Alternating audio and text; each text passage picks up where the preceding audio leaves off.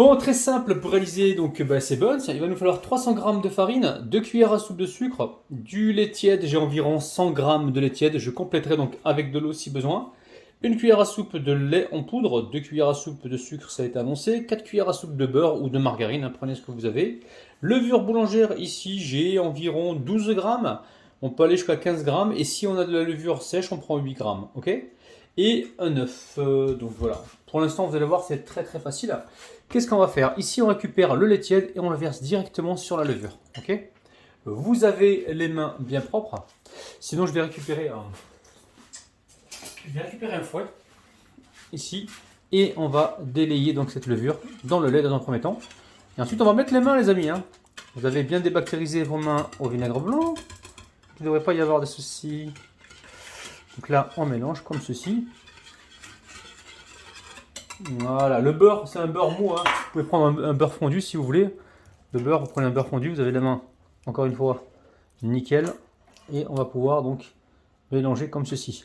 Donc j'ai mis 100 g de lait, 10 centilitres de lait ou 100 ml de lait. Si jamais il y a besoin de rajouter un peu de liquide, on mettra un peu d'eau, hein, un peu d'eau tiède pour compléter, donc, au niveau des ingrédients et se retrouver avec une pâte. Une pâte qui se forme en boule. D'accord? Donc là, je pense qu'il va falloir rajouter un petit peu de liquide. Donc là, enfin, je dis je pense, mais normalement non. Hein. On rajoute pas tout de suite du liquide. Parce que le beurre, il est en train de se, comment dire, de bien se mélanger à la farine. Et justement, c'est lui qui est en train de nous aider à ramasser cette pâte. Ok? Donc pour l'instant, on ne rajoute rien. Donc là, la quantité, elle est nickel. Ok, donc là, vous voyez, hein, regardez, hop, on écrase comme ceci. On pétrit la pâte pendant 1 minute. On ramène au centre et on écrase. Vous avez vu, hein, on ramène au centre, on écrase. Voilà, je fais ça pendant 1 minute. Ok, en même temps, on récupère tout ce qu'il y a sur le côté. Ok, donc là, la pâte est prête. Alors, je vais légèrement la fariner. On met le couvercle et on va laisser reposer. Ok, il faut que ça double le volume. Donc là, on obtient une belle pâte.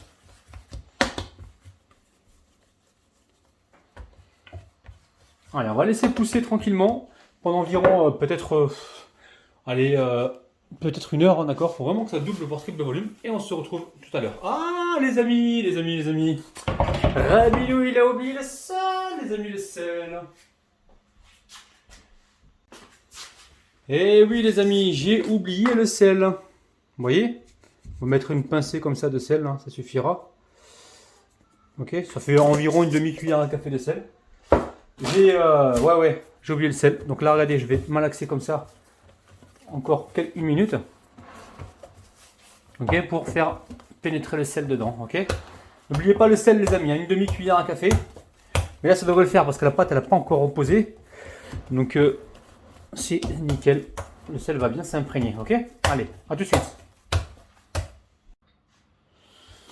Ok. Donc là, c'est bon. Hein, ça a été bien mélangé. On met un petit coup de farine par-dessus. Allez, on aplatit comme ceci et on met le couvercle. On laisse reposer 1 heure. À tout à l'heure. Ok, donc là, regardez-moi ça, ça a bien poussé. On va pouvoir dégazer donc la pâte. Ok. On va fariner tout ça. On met un peu de farine. Et je vais la diviser certainement en 5. Ok. Donc je vais peser ça. Alors, je vais prendre la balance, un petit bout de papier. Allez, magnifique. Et je vais peser mes pâtons, d'accord? Donc déjà, je vais peser le pâton entier pour voir à peu près combien il pèse et le diviser après. Voilà, je vais faire des portions d'environ 110 grammes, 112 grammes, puisque j'ai 500 et quelques.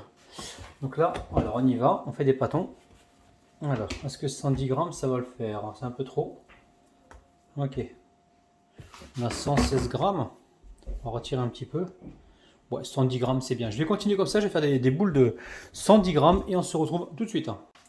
Alors, on récupère les pâtons comme ça. Allez, on vient les étirer comme ceci. Et on va venir les bouler directement sur le plat ou sur le plan de travail. Ok. Quand c'est fait, hop là, on met la boule ici. On récupère l'autre boule et on continue. Voilà, on rapproche les extrémités vers l'intérieur. Et là, on vient bouler. Ok, je vais répéter la même opération et on se retrouve tout de suite. Ok, on récupère un papier cuisson déjà utilisé. Ok, je récupère les boules et on vient les disposer comme ça. Alors, je vais essayer de tout disposer dans la même plaque. Je pense que c'est jouable. Ok. Voilà, et on va les recouvrir avec un plastique pour l'instant, ok? On les recouvre comme ça, au moins 25 minutes, je pense, pour que ça regonfle. Il faut vraiment que ça double de volume là, d'accord? Et ensuite, on les enfournera donc à 170 degrés, ouais, pour 15 minutes environ, ok? Bon, ça a bien gonflé, hein, d'accord? Hop là, on retire le plastique. Ici, j'ai quoi? Un œuf avec 2 cuillères à soupe de lait, d'accord? Ça, vous le jetez pas quand vous avez fini, vous le gardez un maximum 2 jours, hein, ok? Allez, là, on égoutte bien le pinceau et on vient dorer donc nos buns. Ok, on mettra donc les graines de sésame. Donc à la fin, je vais peut-être vous les montrer maintenant là comment on fait. Enfin, c'est simple, vous allez comprendre. Donc on y va délicatement, on essaie de bien faire le tour là, qu'il y ait de la dorure partout.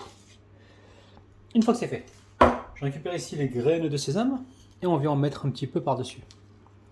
Voilà, pourquoi je vous montre cette recette les amis? Parce que les burgers ça coûte cher, tout devient cher. Donc si vous pouvez de temps en temps les faire à la maison, pas tout le temps parce que ça vous prend énormément de temps, mais de temps en temps si vous avez envie de faire plaisir à tout le monde, faites-les vous-même en fait. C'est pas compliqué, hein. Le bun c'est facile à faire et puis ça fait plaisir. Surtout si vous le faites en famille comme ça va faire plaisir à vos enfants, à vos cousins, à vos tantes, vos grands-mères. Faites tout ça ensemble les amis, ok? Allez, je continue et on se retrouve tout de suite.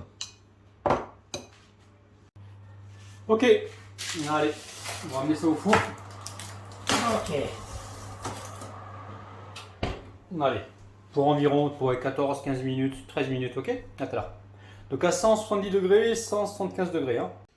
Bon, ça y est, c'est cuit, hein, au bout de allez, 12-15 minutes, hein, ça va super vite. Hein. Oups, c'est chaud. Ok, alors là, vous voyez, c'est facile à faire, hein, des pains de burger comme ça. Ils sont super moelleux, on ne va pas trop appuyer dessus. Ok, vous voyez, hein, c'est super moelleux. Donc j'attends que ça refroidisse complètement. Donc de temps en temps, faites vos burgers maison. Hein, c'est facile à faire, regardez-moi ça, c'est magnifique. Et voilà, ça va vous revenir moins cher, surtout si vous êtes nombreux chez vous dans la famille. Si vous n'êtes pas nombreux, vous pouvez toujours laisser refroidir vos pains de burger. Vous les coupez en deux, ok, et vous les mettez au congélateur, d'accord? Vous les congelez. Et après, vous allez pouvoir les ressortir et les passer un petit peu au four ou les laisser donc revenir à température ou à la poêle. Ok, et vous allez pouvoir avoir des burgers comme ça facilement. Si vous les faites chez vous, ça vous revient le burger. Alors je parle de burger de qualité, attention, hein, si vous comparez à d'autres burgers qui ne sont pas de qualité, ça n'a strictement rien à voir. Là, ça vous revient à peu près, avec la viande, la salade et tout ça, ça vous revient à 2 euros environ, hein, 2 euros par personne pour les burgers. Ok?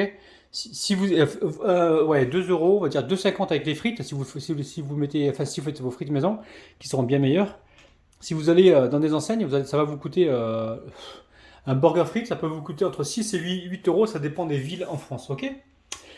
Donc on va laisser pour l'instant complètement refroidir, et puis après je vais vous montrer l'intérieur, je vais vous montrer comment c'est moelleux, et voilà, j'ai juste envie de vous donner envie justement de refaire des burgers à la maison, ok? Allez, on se retrouve tout à l'heure. Bon, c'est parfait tout ça, regardez. Là, ça a refroidi, hein, on va le couper. On va couper l'intérieur, je vais vous montrer. Donc, si vous voulez que je fasse une recette, c'est déjà prévu. Mais bon, si vous voulez que je la filme, là, on a prévu de faire un burger avec ma femme ce soir. Mais un burger pas comme ceux qu'on voit dans les magasins. Ça sert à rien de vous remontrer la même chose. On a envie de vous montrer voilà, un burger gourmand avec les ingrédients que vous avez déjà à la maison. Pas besoin d'aller faire vos courses pour faire votre burger, ok? Petit pouce vers le haut avant de vous montrer l'intérieur, s'il vous plaît. Petit pouce vers le haut. Abonnez-vous si ce n'est pas encore fait. Ça prend 2 secondes. Je vous attends, les amis. Je tout mon temps. Allez, je vous montre ça. Regardez-moi ça. C'est dingue. Je sais pas comment vous dire. Ça sent mieux que dans le magasin. Ça sent aussi bon. Franchement, là, regardez. Dans le magasin que dans les fast-food. Regardez, le pain burger, il est super moelleux. Ok. Donc là, je vais laisser ça de côté. Et je vais vous faire un burger. Voilà, j'ai l'impression que vous avez envie que je vous montre une recette de burger. Burger très facile avec très peu d'ingrédients à l'intérieur, mais super gourmand, ok? N'oubliez pas, petit pouce vers le haut comme d'habitude. Et ne ratez pas la prochaine vidéo, enfin pas la prochaine, mais la vidéo qui sortira dans quelques temps, où je vous montrerai comment j'ai garni mes petits pains burgers. Je vous aime, à demain, bisous bisous, bye bye!